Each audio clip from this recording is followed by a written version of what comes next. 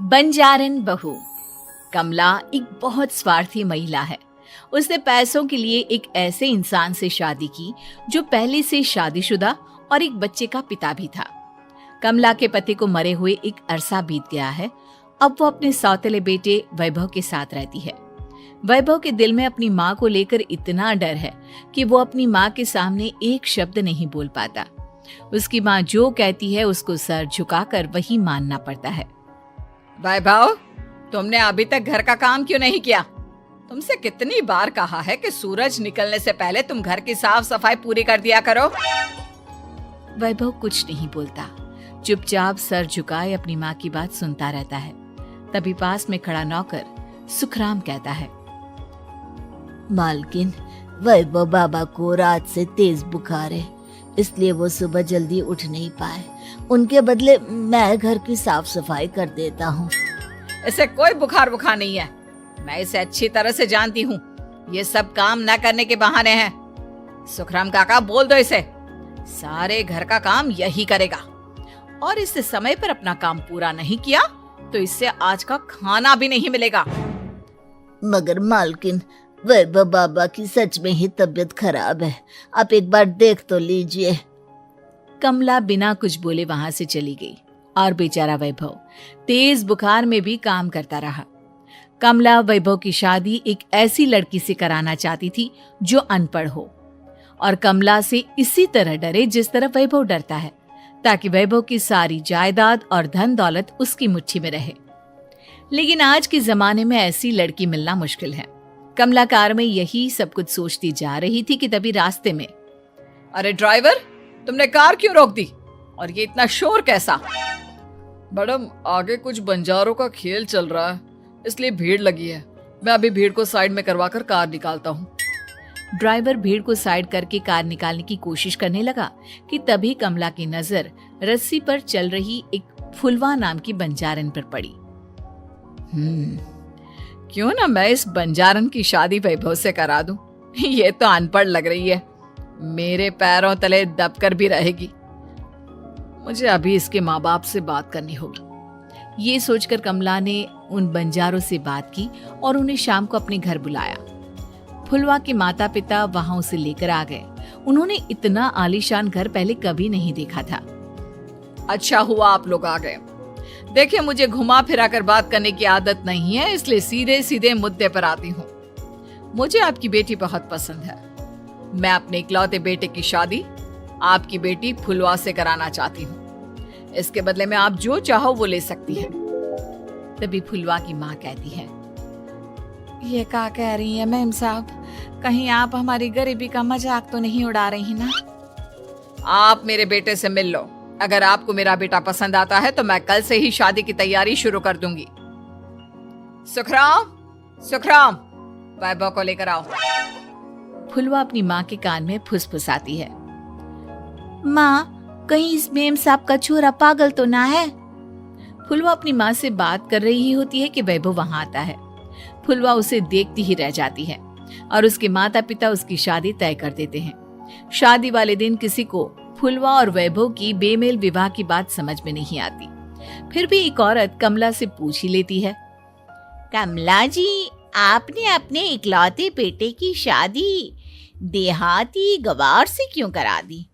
ये बंजारन आपके घर की बहू बनने लायक तो नहीं है। कम से कम अपने स्टेटस का ही ख्याल कर लिया होता। बहू तो अपने टक्कर की लाती, आपने तो बंजारन को ही बहू बना लिया। अब कमला को समझ में नहीं आ रहा था कि इस बात का क्या जवाब दे। वो कुछ देर चुप रही और सोच समझ कर कहती है, बहन जी, आपको तो पता है आजकल के बच्चे किसी की बात कहाँ सुनते हैं। मैं तो अपनी बहू एक पढ़ी लिखी और अपनी सोसाइटी की ही ढूंढ रही थी। लेकिन मेरे बेटे ने मेरे सामने इस बंजारन को लाकर खड़ा कर दिया। बोला कि मैं शादी करूंगा तो इसी से। अब भला मैं क्या करती? मुझे अपने बेटे के सामने झुकना ही पड़ा। कमला की ये बातें सुखराम भी सुन रहा था। उसने ये सारी बातें वैभव को जाकर बता दी। काका, मैं तो फुलवा को जानता भी नहीं, फिर माँ मेरे बारे में झूठ क्यों कह रही है? अरे बेटा, तुम कितने भोले हो, तुम्हें कुछ भी नहीं पता। तुम्हारे पिता अपनी सारी संपत्ति तुम्हारे नाम करके गए हैं। तुम्हारी माँ नहीं चाहती कि यह संपत्ति तुम्हें मिले, इसलिए उन्होंने तुम्हारी अनपढ़ लड़की से शादी करवाई ताकि तुम्हारी तरह वो भी अपने हक के लिए आवाज ना उठा सके। सुखराम काका, मैं क्या करूं, आप ही बताओ। माँ के सामने आते ही मेरे हाथ पैर कांपने लगते हैं। मैं माँ को कुछ भी नहीं कह पाता। वे दोनों बात कर ही रहे थे कि अचानक कमला वहां आ गई। कमला को देखकर दोनों घबरा गए। तुम दोनों फिर कभी बातें कर लेना, अभी फेरों का समय हो गया है, चलो जल्दी आओ। इस तरह फुलवा और वैभव की शादी हो गई। अगले दिन कमला ने फुलवा को बुलाया और उसे नसीहत देने लगी। देख बंजारन, तुझे मैंने अपनी बहू बना तो लिया है, लेकिन तुझे इस घर में आँख कान मुंह बंद करके रहना होगा। घर का काम कर और अपने पति से मतलब रख, समझी? कमला का ऐसा रवैया फुलवा को बिल्कुल समझ में नहीं आया। उसने वैभव से इस बारे में बात की। सुनिए ना, माँ जी ने जिस तरह मुझसे बात की मुझे अच्छा नहीं लगा। शादी से पहले तो वो मुझसे बहुत अच्छे से बात कर रही थी, लेकिन शादी के बाद उन्हें क्या हो गया? तुम ज्यादा मत सोचो, जैसा माँ कहती है वैसा ही करो। ये कहकर वैभव वहां से चला गया। अगले दिन वैभव को घर के नौकरों की तरह काम करता देख फुलवा को बहुत हैरानी हुई। फुलवा ने इस बारे में सुखराम काका से बात की तो सुखराम काका ने फुलवा को सारी बात बता दी। अब फुलवा को समझ में आ गया कि उसकी सास ने एक बंजारन को बहू क्यों बनाया। एक दिन वैभव घर का काम कर रहा था, तभी उससे कांच की प्लेट टूट गई। किसने गिराई ये कांच की प्लेट? वैभव को वहां खड़ा देख कमला ने छड़ी से उसे मारना शुरू कर दिया। उसके पैर में कांच चुभ गया और खून बहने लगा, लेकिन फिर भी कमला उसे मारे जा रही थी। ये देखकर फुलवा ने कमला के हाथ से छड़ी छीन ली और तोड़कर फेंक दी। बंजारन, तेरी इतनी हिम्मत, तूने मेरे हाथ से छड़ी छीनी? कमला फुलवा को थप्पड़ मारने ही वाली थी कि फुलवा उसका हाथ पकड़ लेती है। ओ सस माँ, मैंने मॉम की गुड़िया ना समझ लियो। बंजारन हो बंजारन, ईंट का जवाब पत्थर से देना जानती हूँ। आज के बाद मेरे या वैभव जी के ऊपर हाथ उठाने की सोचियो भी ना, समझी ससु माँ? ये कहकर फुलवा वैभव को लेकर वहां से चली गई। उसने वैभव के पैर पर पट्टी बांधी, उसके आंसू पोंछे। वैभव ने पहली बार किसी के दिल में अपने लिए इतना प्यार महसूस किया।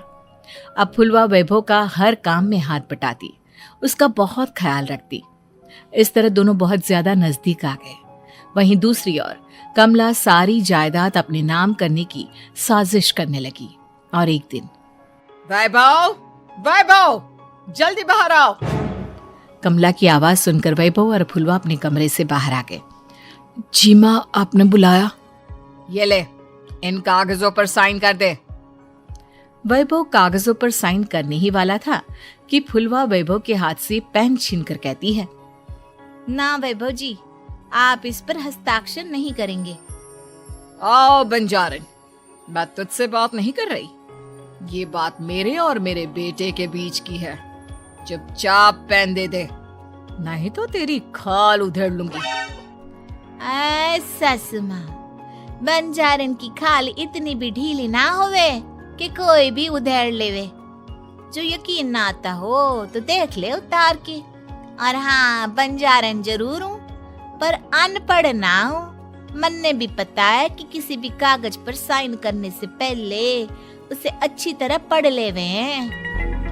पेन देती है या नहीं? ये कहकर कमला फुलवा को मारने आई तो फुलवा ने कमला को धक्का दे दिया और वो नीचे गिर गई। कमला डरकर वहां से भाग गई। अब फुलवा ने वो कागज उठाए और वैभव के साथ सीधा वकील के पास चली गई।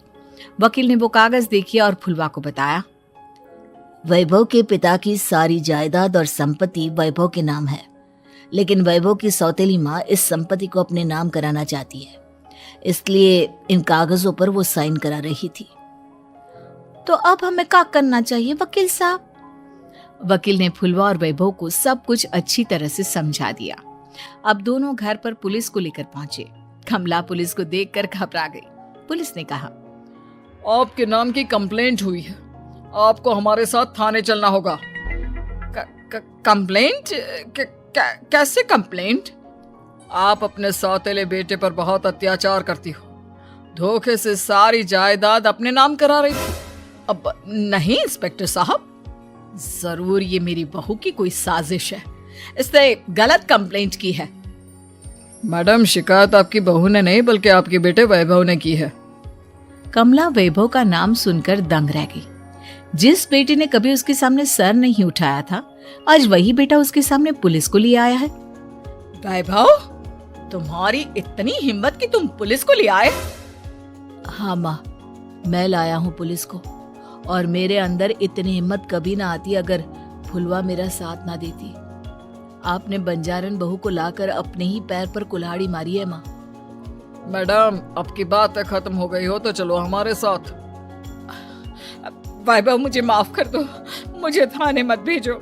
हाँ, आज के बाद मैं तुम्हें कभी नहीं मारूंगी, तुम्हें कभी परेशान नहीं करूंगी, मुझे माफ कर दो। वैभव अपनी कंप्लेंट वापस ले लेता है और पुलिस वहां से चली जाती है।